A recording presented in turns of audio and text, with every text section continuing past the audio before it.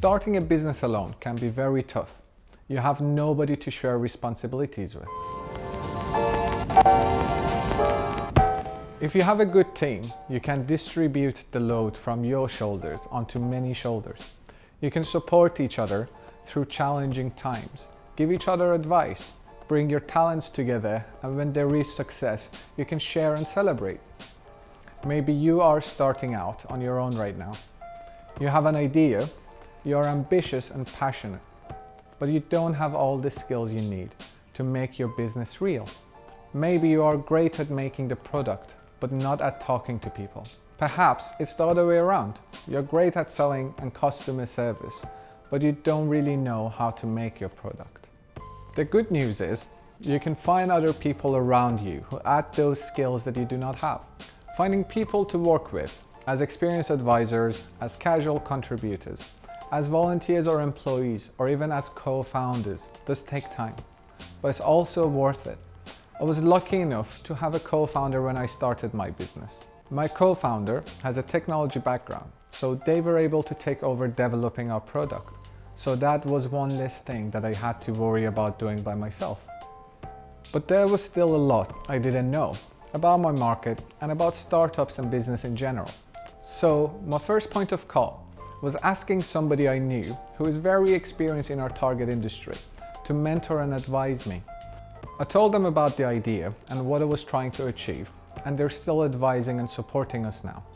Here are a few tips to create your own team.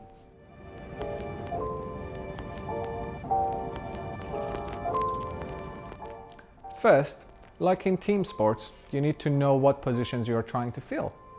In a good team, every player has a special role, and they help each other succeed. Identify the skills you currently lack, but need to make the business work. Similarly, maybe you have all the skills, but not enough time to do everything yourself.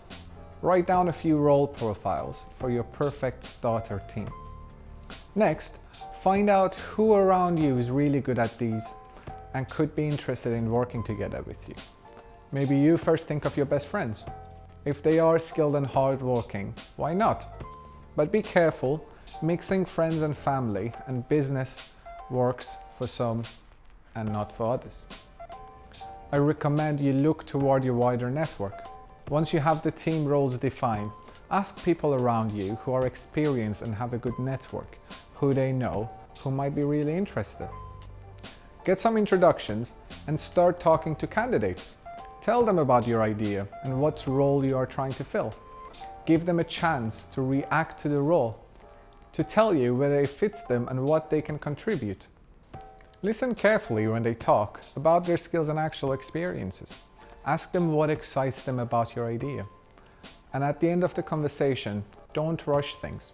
Tell them that you can both take some time to think about it. Try talking to a few people and compare and see who best fits the role and whom you think you can trust and would most enjoy working with. Finally, protect your idea and don't give up control of your idea and the overall business too fast. Even if you're considering making somebody your co-founder, it's important to take some time to try working together on a more casual basis. For example, by them volunteering or working with you as a freelancer. This way, you can find out whether you actually enjoy working with each other and if you are both truly passionate about the business and both available enough to make it a success.